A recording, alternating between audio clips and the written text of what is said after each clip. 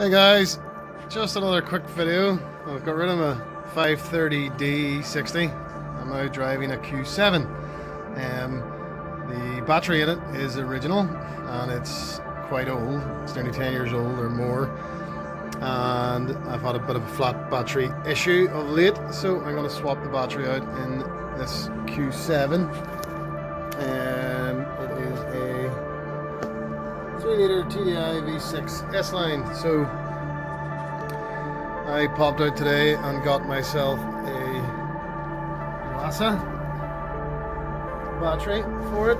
Let's see if you can see it there. Yeah, that is one of the ones on the website threw up as being compatible. It is slightly more powerful than the one that's in it. The one that's in it is a Varda. And there are going to be, I'll talk about it later in the video, because I'm not going to be coding this battery in. There is no BEM number on this battery anyway, so I don't think I even can code it in. I might look into that later, but for now I'm just going to swap them out. And in order to do that, I'm going to use one of these spare batteries to connect under the hood to keep power to the car while I'm swapping them out. So this car does not have stop-start, nor does it have regenerative braking, so I'm hoping it'll be okay to do it this way. So the battery is underneath the front passenger seat.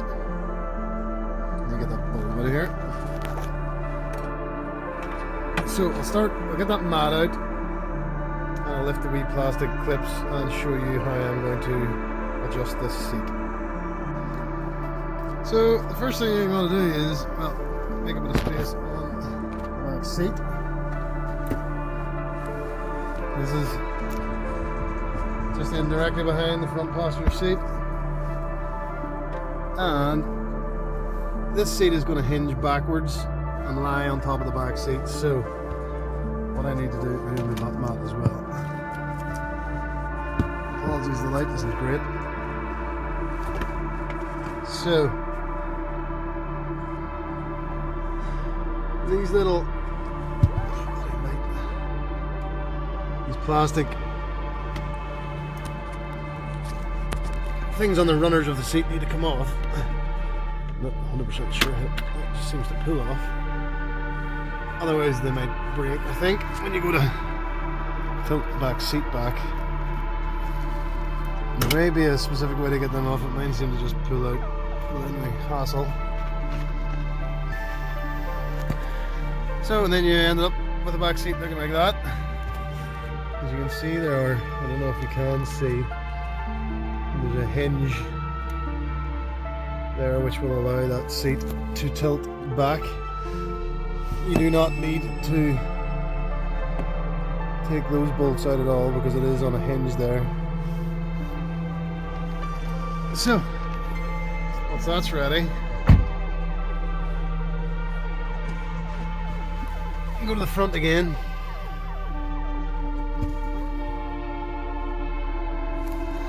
And then you'll be faced with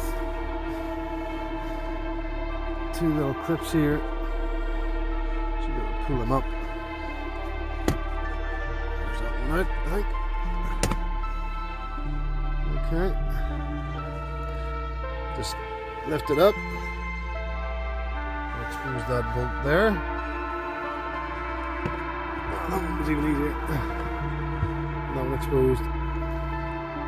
That bolt there. So, triple square bit, I think they're called. Triple square bit. I think it's a size 10 and 10. So loosen both of those bolts, and then the seat can be tilted back. So we'll do that now. So it is a triple square, size 10. So you can see that there.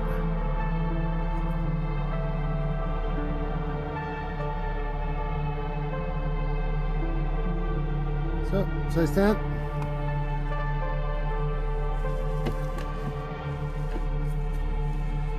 don't know if I'm going to be able to do this while holding a camera.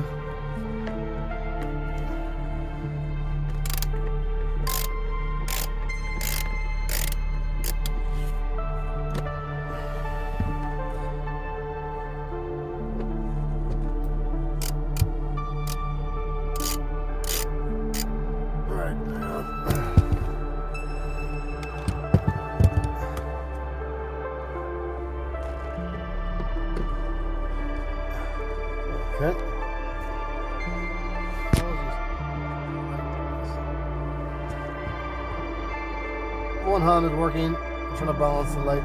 It's difficult, but hopefully you know what I'm doing here anyway.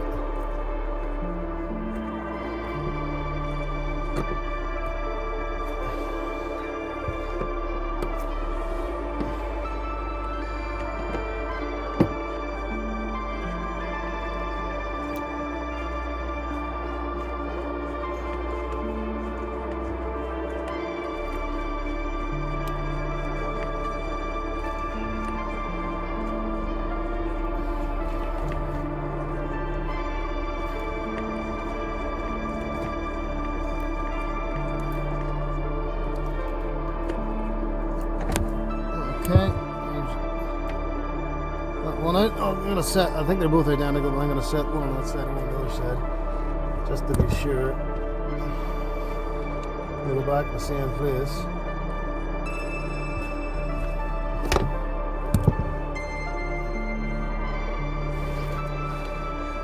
So, now what I'm going to do is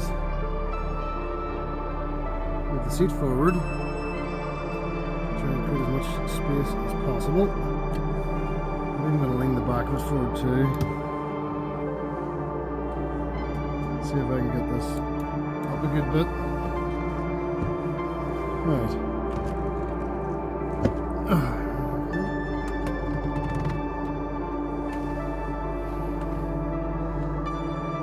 Well, there's the battery under there. So now what I'm going to do is see how these things work.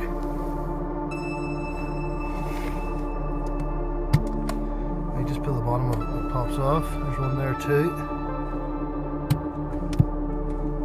Now I have a Torx here of some sort.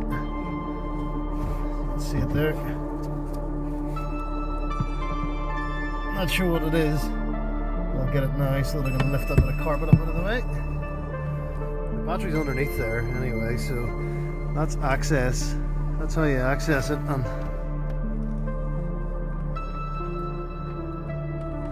that's how I'm accessing it anyway. Just be careful you're not putting too much pressure on that wiring thing there. I can see that pulling slightly. Looks like you can't disconnect it if you want, but I don't think I'm going to need to. I think there'll be enough room. So I'll get my Torx and I will undo that Torx there and come back to it. Okay, so I've got that Torx screw off, and when I got it off, this piece of plastic here just lifted up out of the way. And then I was able to lift that. I get access to the clips. There's clips, I don't know if you can see them, there's clips down the back either side there as well. So if I go down and pull on them,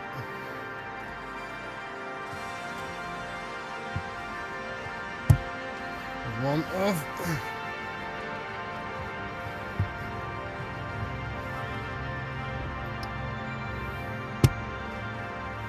There's the other one off. So now I'm going to lift the battery cover. So there is the battery sitting there. From what I can see, there is a brace inside here. That's going to need to come off. It's probably a 10mm bolt, and there's another one.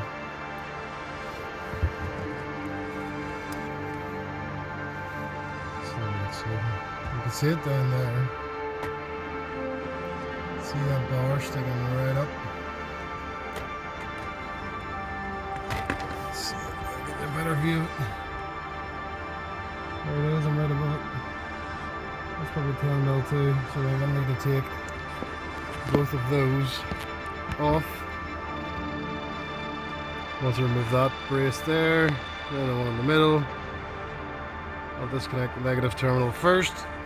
It's probably another 10mm, I would imagine. Then I'll disconnect the positive. And before I do that, I'm going to hook another battery up under the bonnet. just to make sure the power stays with the car all the time. And then I'll have to be quite careful with these connections whenever I remove them. So that's the original battery, I presume, that was in it when the car was new. So I'll hook up the battery underneath the bonnet and come back to it. Okay. So this is a 10mm. I'm going to go for that bracket first. I've already cracked these because I couldn't do it with the camera. Look with that little wrench there, I couldn't do it with the camera. So basically, I'm going to try and take this little 10mm screw out.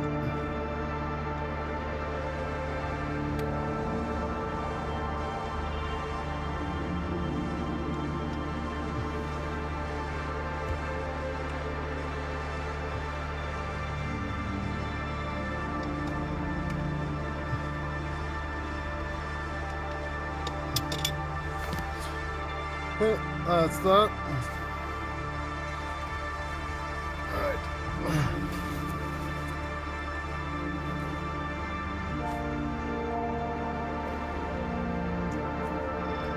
Let's see if I can lift that out before I do the terminal.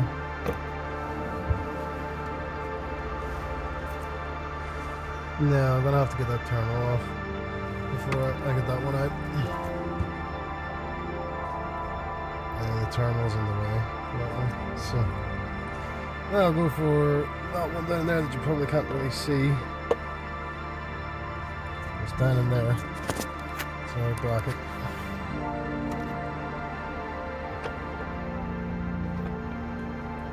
I would imagine this one will come out.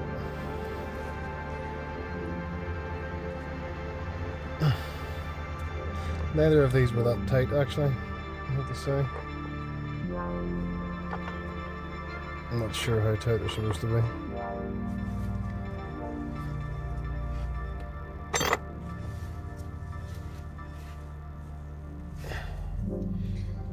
Okay, so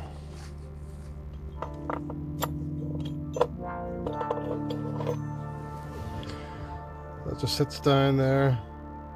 Basically that higher side just I assume clamps down on the side of the battery, stops it moving. And then that one there stops it moving left or right because it's on the corner. So the next thing I'm going to do before I remove those terminals now, that's already loose, is to go and hook up another battery under the bonnet. And then I'm going to do negative terminal, just going to put a glove over it straight away. Positive, put a glove over that straight away. I'm going to fit the new Yuasa battery with the protective caps on to make sure nothing touches anything. And then wire it back up again. So I'll start doing that now. Alright, I've got that battery now wired up, negative to negative. Let's see it there. Positive to positive, under the bonnet. So now I'm going to go back in here. And I'm going to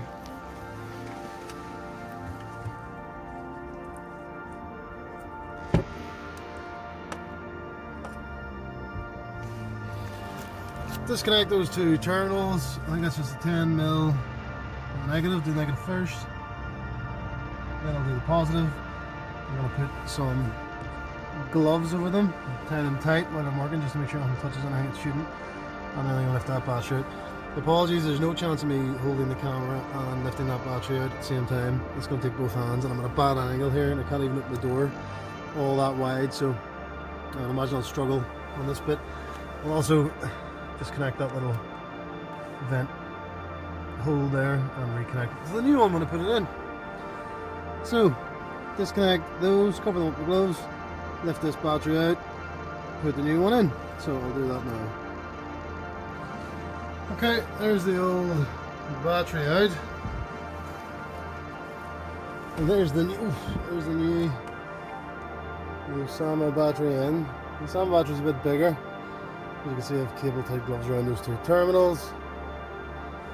It is slotted in that little plastic thing down there, but it is longer, so I'm slightly concerned about the positive terminal reaching all the way back there to the positive terminal of the battery. But I suppose I'll find that out in a minute. So all I need to do now is put the brackets back in, positive first and negative, then disconnect the battery from under the hood, put it all back together and see how we're getting on. So I'll take those cable ties off those gloves and reconnect everything up. Again, apologies, I'm not going to be able to do that while I'm holding the camera, but we'll see how we get on. I also need to reconnect that little vent. It went straight down there in the hole, right at the bottom of the car. That popped off when I was pulling the battery out. Try to push it back down into that hole, and it gets stuck down in there. But it will go into that hole there. And the hole on the other side of the battery there, just at the top of the last zero, is already blocked off. The wee red blocker came that way, so it's quite handy. So I'll keep going and I'll come back to it. Alright, just by way of update, I now have the Oasa battery in there, although that's not the one that was in the video earlier. I had a problem.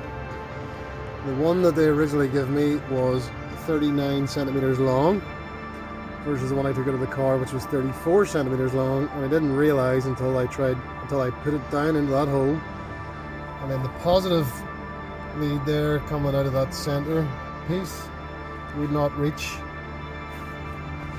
and I mean there was no chance of it reaching. The amount of stretch you would have had to put on it was unholy, so I had to go back to the shop and swap it for this battery, which was an 019, very similar specs. It's £5 dearer. So it's down home in there. That corner bracket's back on. The center bracket down there, you can see, is back on. Positive connected first, negative connected next, and then I took off the battery on the front that was providing power during the procedure. So all I have to do is put that plastic cover back on, put the seat back down, put the two triple square bolts on, and that will be the battery changed. It's not actually that hard. If I had the right battery to begin with, it wouldn't have been hard at all. Reference coding this battery, I can't code it here because there's no BM number on the top of that anyway, so I'm not 100% sure if you really need to code them or not, but I'm going to drive it for the next day or so without coding it, and I'm going to call in the car electronics place tomorrow at lunchtime and see if they can code it, or if they need to, or what they're going to do. I've got photographs of this battery here now, so that when I call in tomorrow, I'll be able to show them everything. Again, if you look just at the last zero, you see that wee bit of red. There's the battery. That vent tube is blocked, and I've reconnected the vent tube. On this side, it just goes straight down in there below that negative lead, and then up into the corner of the battery. So it doesn't look like it's in all the way there, but it is. So if we can show you.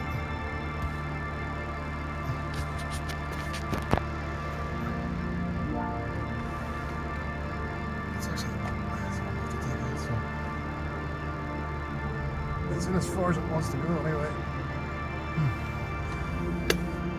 So I'll put that plastic cover back on and we'll see how we get on. That's the battery I took out. It does have that BM code or whatever coding it. Just tested that with a cheap multimeter there, and I'm getting 12.2 volts. So I didn't leave anything open for a long time, really, with that connected. It was always supported with that sort of life support battery up the front there. So I think that battery's done. So I've got the seat bolted back down again, and we'll take the car for a run and see how everything works out. Okay, I've started it up. No errors, no problems whatsoever. It might just be in my head, but I think it did actually start a little bit quicker. than usual. It sounded like a bit more strength behind it when the starter motor was turning. So, as I say, I'm not 100% sure about coding. I'll call into a place tomorrow and see if they can do it, pay them a few quid, or maybe they'll tell me it's not needed. I don't know. It's not an AGM battery, it's a wet lead acid battery, and there's no stop start and there's no regenerative braking, so I'm not 100% sure whether it needs coded or not. So anyway, it worked for me. So far so good. I'm going to take it for a bit of a drive here to make sure everything's okay. And anyway, I hope this helps anyone else who's considering doing this job. Thanks for watching.